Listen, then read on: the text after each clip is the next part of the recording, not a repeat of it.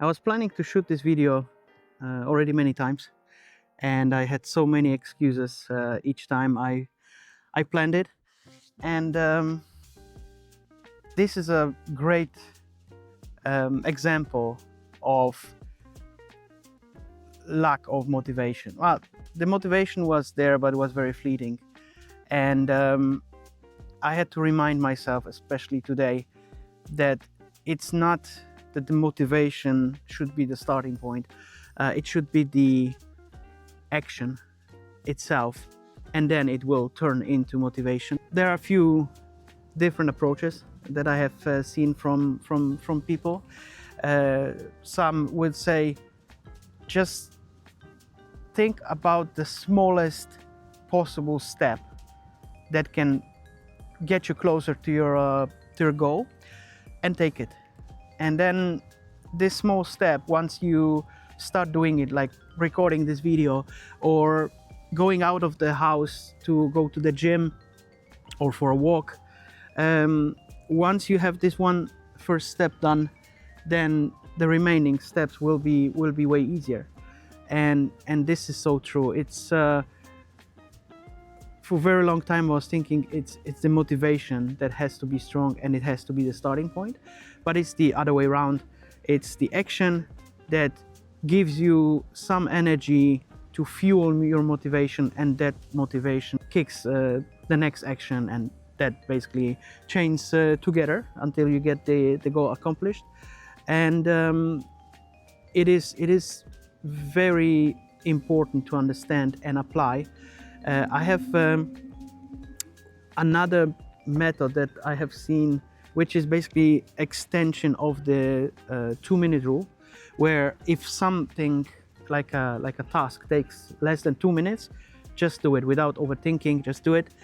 But I have modified it slightly, and in the extent that if I have a bigger task to do, I would start it and only do it for 2 minutes, and then force myself to stop, and then not continue for 10, 20, 30 minutes, maybe 1 hour, and then come back to the task, because this gap will create like a willpower vacuum, in the sense that I started it started going well, and then I have to stop. I'm like, but it already started going well. Why do I have to stop? And it's like a reverse psychology on my own brain that seems to be working. It's almost like a like a trick to do it, but it works. And if it works, that's great to do it, or to use this method to kick off the task and then continue doing it until it's completed.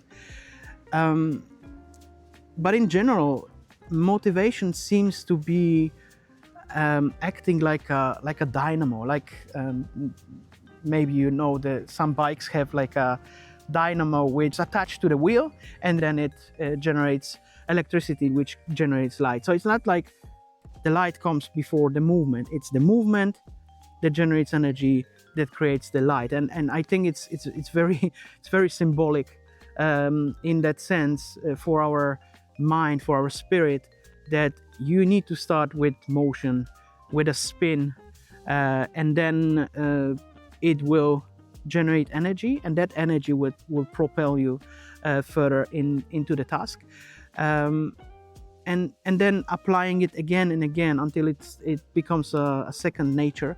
I think this is very, very powerful, very useful, and I hope others can apply it as well. I would be very curious if you would want to share if you have applied this method, if it worked, and what task did it allow you to get completed.